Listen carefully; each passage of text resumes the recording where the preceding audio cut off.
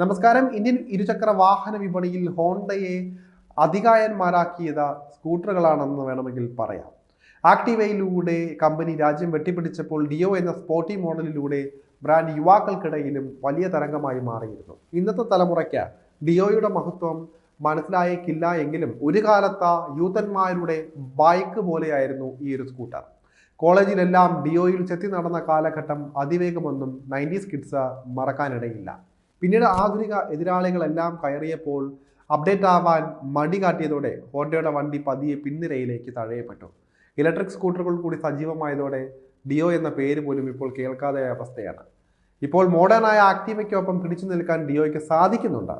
ഇപ്പോഴിതാ 2025 model year പരിഷ്കാരങ്ങളുമായി വിപണിയിലേക്ക് കടന്നു വന്നിരിക്കുകയാണ് വീണ്ടും ഡിയോ. 96,749 രൂപയുടെ എക്സ്-ഷോറൂം വിലയോടെയാണ് പുതിയ ഡിയോ വിപണിയിലെത്തിയിരിക്കുന്നത്. യുവാക്കളെ ലക്ഷ്യമിട്ട് വന്ന പുതുക്കിയ ഡിയോ 125 കൂടുതൽ രസകരമായ ഡിസൈൻ, നവീകരിച്ച സവിശേഷതകൾ, മെച്ചപ്പെട്ട കാര്യക്ഷമത എന്നിവയോടെയാണ് വരുന്നത്.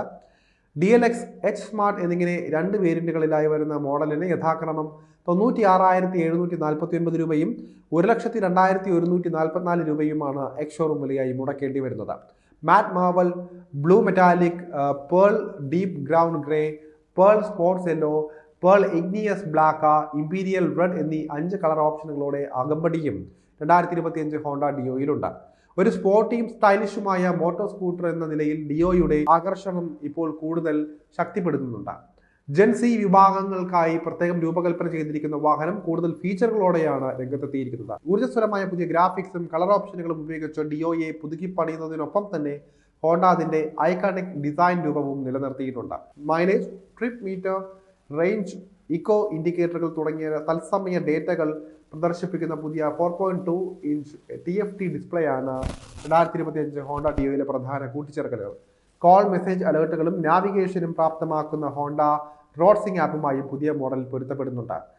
Smart key, USB Type-C charger, engine start stop system തുടങ്ങിയ സവിശേഷതകൾ സൗകര്യവും പ്രവർത്തനക്ഷമതയും കൂടുതൽ മെച്ചപ്പെടുത്താനും സഹായിക്കുന്നുണ്ട്. ഒപ്പം കരുത്തുറ്റ പുതിയ OBD2B നിലവാരത്തിലുള്ള എഞ്ചിനും കൂടിയാകുന്നതോടെ ഡിയോ കളറാകുന്നുണ്ട് എന്ന് തന്നെ പറയാം. പുതിയ 125 ഡിയോ ഇപ്പോൾ OBD2B അനുസൃതമാണ്.